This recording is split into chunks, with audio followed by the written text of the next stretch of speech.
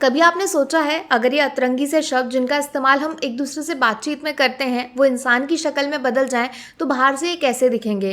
गुस्सा शायद कोई लाल मुंह वाले राक्षस की तरह दिखेगा और प्यार सुंदर सुशील नौजवान जो खुद को बुरी नजर से बचाने के लिए काला टीका लगाता होगा। लेकिन इन सब से भी काफी दिलचस्प है बेवकूफी जैसा शब्द जिसके शारीरिक रूप के बारे में इमेजिन करना थोड़ा मुश्किल काम है। लेकिन घबराइए मत, आज मैं आपकी मुलाकात साक्षात बेवकूफों से करवाने वाली हूँ जिनके पास ना तो दिमाग है और शायद इस वीडियो को देखने के बाद इनके हाथ पैर भी सलामत नहीं बचेंगे। हेलो फ्रेंड्स, मैं हूं दीक्षा। वेलकम टू फिल्मी review of 4 more shorts please season 2। सबसे पहले सबसे ज़रूरी बात, इस शो को आप Amazon प्राइम पे देख सकते हो। इसमें टोटल 10 एपिसोड्स हैं जो 30-35 मिनट लंबे हैं। तो अगर आप पूरे शो को एक बार में निपटाना चाहते हैं तो लगभग 5-6 घंटे की कुर्बानी देनी पड़ेगी। लेकिन ऐसा कोई भी फैसला करने से पहले इस वीडियो को ध्यान से ज़रूर देख लेना, क्योंकि बाद में हो सकता है आप शो के बीच में ही शहीद हो जाएं और भूत बनकर मेरे सपने में आ जाएं। तो अगर जान प्यारी है तो मेरी बातों को नज़रअंदाज बिल्कुल मत करिएगा, मैंने आपको सावधान कर दिया है। 4 मॉडर्न जमाने की लड़कियां हैं जो जिंदगी को अपनी शर्तों पर जीने की कोशिश कर रही हैं। ये सोसाइटी के नियम कायदों में रत्ती भर भी यकीन नहीं रखती हैं और अक्सर लड़कियों को लड़कों से बेहतर साबित करने की रेस में भागती रहती हैं। उमंग एक जिम ट्रेनर हैं जो सेक्सुअलिटी से बायसेक्सुअल हैं, यानी इनका दिल लड़का और लड़की दोनों पे आ सकता है। ये प्यार के मामले में जेंडर के बेसिस पे भेदभाव बिल्कुल नहीं करती हैं। फिर इनका नाम एक मशहूर हीरोइन के साथ जुड़ जाता है जो पब्लिक इमेज के डर से इनका दिल तोड़ देती हैं और उमंग को प्यार में धोखा मिल जाता है। दामिनी एक जर्नलिस्ट है जो ऑनलाइन मैगजीन में खबर लिखने का काम करती हैं, लेकिन बदले में जब इनको लोगों से इज्जत और प्यार नहीं मिलता है तो ये नौकरी छोड़कर खुद की बुक लिखने का फैसला करती हैं। इनकी सेक्स लाइफ थोड़ी गड़बड़ चल रही है और अक्सर इनके दिमाग में अजीब अजीब सी फैंटेसीज चलती रहती हैं, जिसके चलते रिलेशनशिप के मामले में इनका हाथ थोड़ा कमजोर है। अंजना एक सिंगल मदर हैं जो अपने पति से तलाक लेने के बाद अपनी बेटी के साथ अकेली रहती हैं। पेशे से एक लॉयर भी हैं।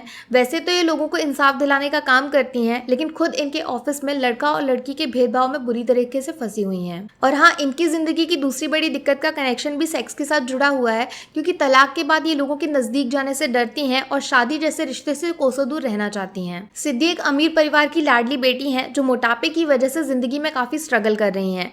वेट लॉस नहीं होगा तो कोई लड़का नहीं मिलेगा, लड़का नहीं मिलेगा तो फिर शादी नहीं होगी और सोसाइटी में इनके परिवार की इज्जत कम हो जाएगी। इन सब मुसीबतों से बाहर निकलने के लिए ये अलग अलग टाइप के लड़कों से टकराती रहती हैं।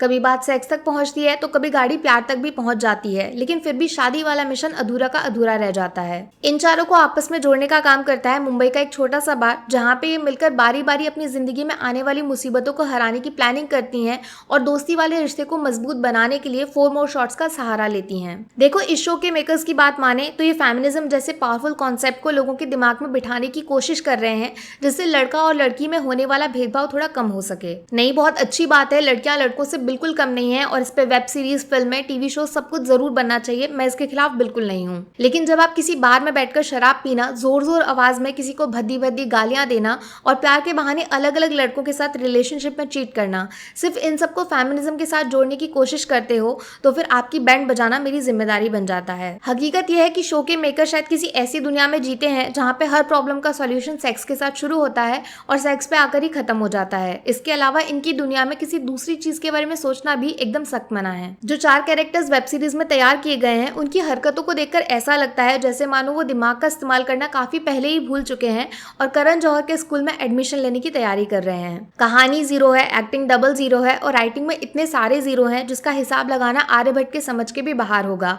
बाकी लॉजिक वगैरह की उम्मीद लगाना अपने पैर पे कुल्हाड़ी मारने के बराबर है। सबसे बड़ी दिक्कत शो में दिखाई गई दोगलापंथी की वजह से है, जिसमें लड़कियों को कूल और लड़कों को फूल साबित करने के चक्कर में क्या सही है और क्या गलत है इसको किनारे रख दिया जाता है। सेक्स जैसे शब्द की आड़ में वेब सीरीज की दुकान खोलकर लोगों को बेवकूफ बनाने का धंधा किया जाता है और एंड में आपको फेमिनिज्म का डंडा दिखाकर बुरा ना बोलने के लिए डराने की कोशिश की जाती है। तो यार, कम शब्दों में बोलूं तो 4 मोर शॉर्ट्स का दूर दूर तक असलियत से कोई लेना देना नहीं है। ये सिर्फ उन लोगों को सेटिस्फेक्शन देने का काम करता है जिनके लिए शायद वीरे दी वेडिंग जैसी फिल्में दुनिया की सबसे बेस्ट फिल्मों की लिस्ट पे नंबर 1 पे आती हैं। मेरी तरफ से 4 मोर शॉर्ट्स प्लीज को 5 में से -5 स्टार्स। 1 स्टार कटेगा फेमिनिज्म के असली मीनिंग से खिलवाड़ करने के लिए, 1 स्टार काफी बकवास राइटिंग के लिए, 1 स्टार कमजोर डायरेक्शन के लिए, 1 स्टार जबरदस्त ओवर एक्टिंग के लिए और 1 स्टार मेरा टाइम बर्बाद करने के लिए। बाकी वीडियो में कुछ पसंद आया हो या फिर कुछ शिकायत करनी हो तो मैं आपको इंस्टाग्राम पे भी मिल जाऊंगी, वरना थोड़ा सा इंतजार करिए। मिलूंगी आपसे अगले वीडियो में। Take care, bye bye.